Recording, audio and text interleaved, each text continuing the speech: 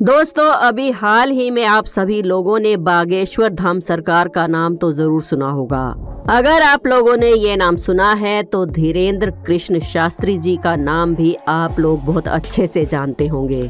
नमस्कार दोस्तों, आपका फिर से एक बार स्वागत है हमारे चैनल अनोखी दुनिया में। आज के वीडियो में हम लोग डिस्कस करेंगे इन्हीं गुरु जी के बारे में जिन्होंने खुद का नाम बागेश्वर धाम सरकार रखा हुआ है। जी हाँ, आपने सही समझा, ये किसी जगह का नाम नहीं बल्कि एक इंसान का नाम है। वीडियो शुरू करने से पहले आपसे रिक्वेस्ट है कि अगर अभी तक आपने हमारे चैनल अनोखी दुनिया को सब्सक्राइब नहीं किया है तो जल्दी से कर लीजिए और कमेंट्स में जय श्री राम जरूर लिखें। धीरेन्द्र कृष्ण शास्त्री ये एक ऐसे इंसान है जो कि बहुत ज्यादा रिस्पेक्ट कमा चुके हैं।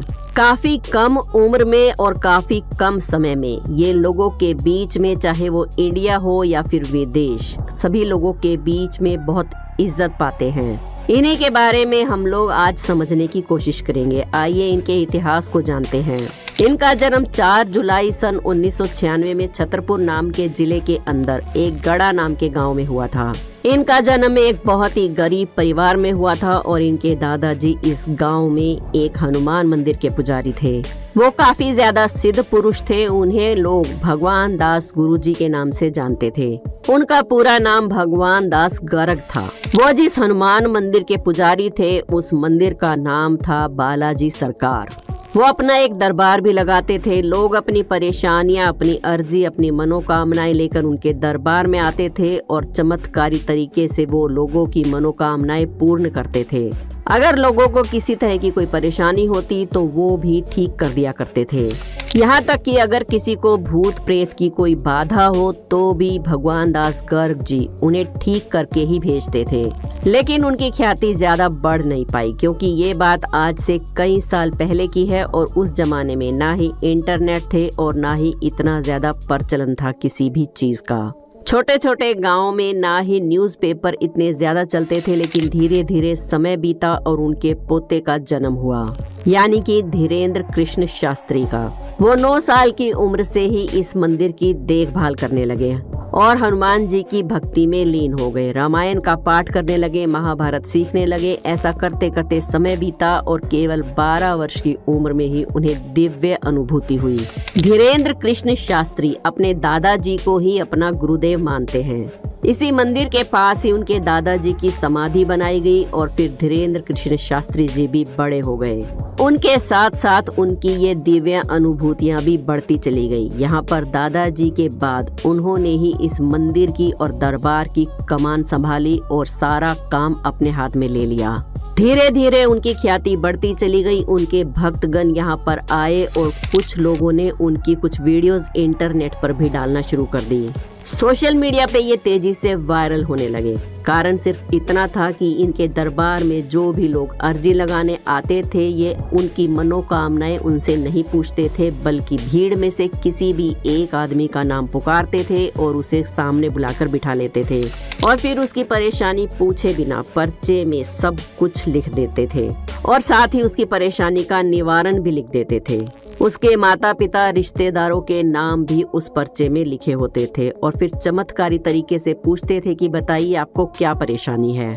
और फिर कमाल की बात यह होती थी कि उनके सामने जो पर्चा लिखा होता था उस पर उस आदमी की वही परेशानियां लिखी होती थी जो कि बाबा जी ने पहले ही लिख दी होती थी।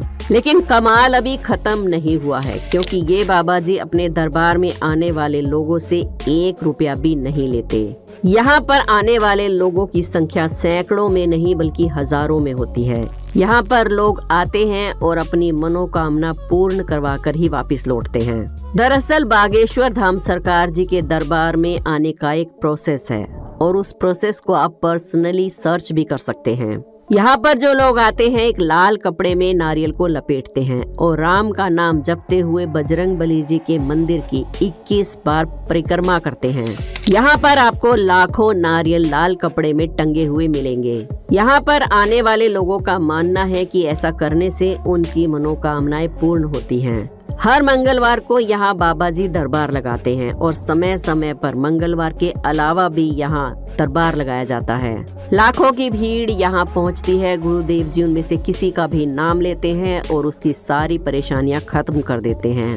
बागेश्वर धाम सरकार खुद को बजरंग बली का भक्त बताते हैं और ये कहते हैं कि बजरंग बली का सीधा सीधा आशीर्वाद उनके सिर पर है। और सिर्फ इतना ही नहीं, बाबा जी का ये भी कहना है कि एक दिव्य सैनिक हमेशा उनके साथ रहता है और किसी को भी, यानी कि कोई भी भूत प्रेत या बाधा हो या कोई भी बाहरी परेशानी हो तो ये सैनिक उनके कहे अनुसार उनके सारे काम करता है और उस भक्त गण की परेशानी को ठीक कर देता है। जैसा कि हमने बताया, इनका जन्म गरीब परिवार में हुआ था, इसलिए इनकी पढ़ाई लिखाई ज्यादा नहीं हो पाई, उसमें काफी अड़चने भी आई। अपनी 8वीं तक की पढ़ाई इन्होंने गांव में ही की और फिर 12वीं तक की पढ़ाई के लिए इन्हें गांव से बाहर दूर जाना पड़ा और बीए इन्होंने प्राइवेट से की। एक तरीके से देखा जाए तो इन्होंने अपना पूरा जीवन बालाजी सरकार के मंदिर के ऊपर ही न्योछावर कर दिया। इनकी उम्र अब 26 वर्ष की है और लोग इनके राम भजन के लिए और इनके पाठ के लिए इन्हें दूर दूर से अलग अलग शहरों में बुलाते हैं। ये अलग अलग राज्यों में राम कथा के लिए जाते हैं और उसकी मदद से जो भी पैसे इकट्ठे होते हैं बाबा जी उसका पर्सनल यूज नहीं करते, बल्कि गरीब कन्याओं के विवाह में उस पैसे को लगा देते हैं।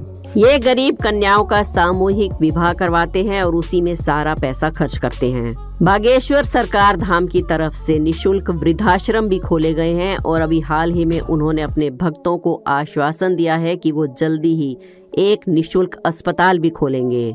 श्री बागेश्वर धाम सरकार के भक्त सिर्फ भारत में ही नहीं हैं, बल्कि हाल ही में अभी इन्हें ब्रिटेन भी बुलाया गया था। वहां पर इन्होंने सांसदों के और भारतीय समुदाय के लोगों के बीच में राम कथा का पाठ किया, जिससे वहां के लोग भी बाबा जी के सामने नतमस्तक हो गए। यहाँ पर काफी सारे ऐसे मीडिया एजेंसी वाले लोग भी आए हुए थे जो कि रिपोर्टर थे और भेष बदलकर बाबा जी के सामने पहुंचे थे। वो लोग बाबा जी के दरबार में गलत इरादे से आए थे। उन्हें लग रहा था कि बाबा जी ढोंगी बाबा हैं और वो उनकी पोल खोलने के लिए आए थे, लेकिन यकीन मानिए बाबा जी ने एक झटके में ही उन्हें पहचान लिया। और जो बड़े बड़े न्यूज रिपोर्टर बाबा जी के सामने भेष बदल कर आए थे, उन्होंने बाबा जी के सामने घुटने टेक दिए और नतमस्तक हो गए। बागेश्वर धाम सरकार सचमुच में दिव्य पुरुष है या नहीं, ये तो हम नहीं कह सकते, लेकिन एक बात हम स्पष्ट रूप से कह सकते हैं कि बागेश्वर धाम सरकार जी एक बहुत अच्छे इंसान, नेक दिल और संत हैं। जहाँ पर एक तरफ बहुत सारे लोग संतों का चोला पहनकर हम लोगों के बीच में घूमते हैं, जैसे कि आसाराम बापू, राम रहीम और ना जाने क्या क्या। आपको बताने की शायद हमें जरूरत नहीं, आपको सब पता ही होगा, क्योंकि अब वो सब एक्सपोज हो चुके हैं, उनकी सच्चाई सबके सामने आ चुकी है। और वहीं पर बागेश्वर धाम सरकार जी बिना किसी भी फायदे के इतने बड़े बड़े काम किए जा रहे हैं। फिर चाहे वो गरीब कन्याओं का सामूहिक विवाह हो, निशुल्क वृद्धाश्रम हो या फिर फ्री हॉस्पिटल की बात ही क्यों ना हो, बागेश्वर धाम सरकार अच्छे काम करते ही जा रहे हैं और शायद यही कारण है कि उनकी रिस्पेक्ट लोगों के दिलों में बढ़ती जा रही है। आप बागेश्वर धाम सरकार के बारे में क्या सोचते हैं? वो सच्चे हैं या वो भी ढोंगी बाबा हैं? हमें कमेंट्स में जरूर बताएं। वीडियो पसंद आई हो तो एक लाइक जरूर करें। हमारे चैनल अनोखी दुनिया को सब्सक्राइब करके बेल आइकन को प्रेस करना ना भूलें। कमेंट्स में जय श्री राम जरूर लिखें। कल फिर मिलेंगे एक और वीडियो में।